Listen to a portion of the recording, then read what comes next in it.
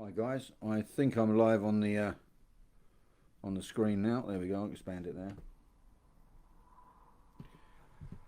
This is me live on Facebook. It's got a few strange things that I haven't worked out yet. It's different to what it used to be. Oh, I am live now. Okay. Thanks for tuning in. This is just a short video to mention the upcoming Northern Gateway Samhain initiation that starts on the 19th of October.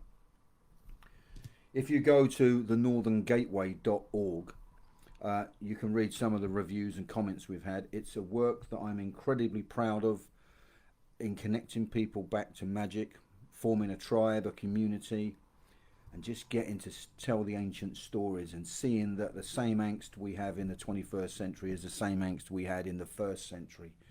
And we don't want to pull apart, we want to come together. We want to discuss these fireside archetypal stories that brought us together and learn our lessons and try and build a better way for us to live, because this world we're living in isn't the right way.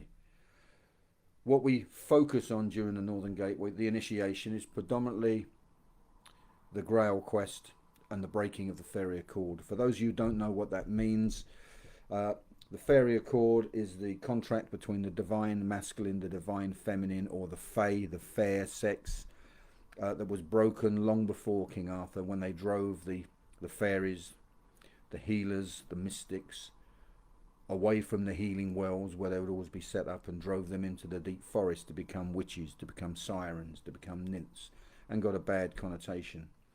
And the knights that did this were Christian knights led by a king called a Mangon, and they abused, raped, and harmed the divine feminine.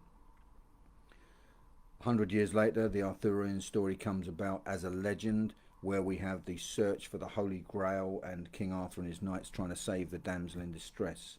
That is not trying to portray that women are weak and we need to be defended by knights. This is the men trying to repair the damage they've already done, to make good on the things, make reparations for the crimes they've committed. Now, a lot of these books and stuff come about 700 years after the events, which is quite interesting, in the mid-12th century.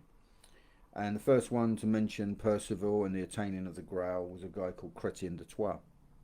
Arthur was mentioned a long time before this by Gildas and different people back in history, but the Arthurian story, as we get to know it, first really appears by Chrétien de Troyes in the mid-12th century. And he also wrote another book called the Elucidacien, where he was trying to understand the breaking of the Faery Accord. Now, the Elucidacien is an unfinished work, and there's been 4 continuations of it, and one of them was by a German lady called Hildegard of Bingen, who was a mystic, a prophet, a very interesting character who not much is known about, but her music is still available today. Fantastically gifted. Didn't become a saint, Hildegard, until 2012. Seems to have taken a lot of time. But I believe she wrote some of the continuations. My own personal feeling is that she had a lot more to do with that book than what we're made out. This book is about that healing of the Faery Accord, and understanding that there's 7 guardians on the Grail quest to attain healing within ourselves, the balance of the divine masculine and the feminine. And these are the things we discuss and search and try and delve into within the Northern Gateway, based on telling those archetypal ancient tales and using the runes, the Elder Futhark runes, because that's that I use in every aspect of my work, and I use them to ask Spirit to guide us on visions. And with the storytelling, with the vision quests, we start evolving, we start understanding who we are within the magical world, the mystical world, and the muggle world, if you like, our real world, and know that we have different personas.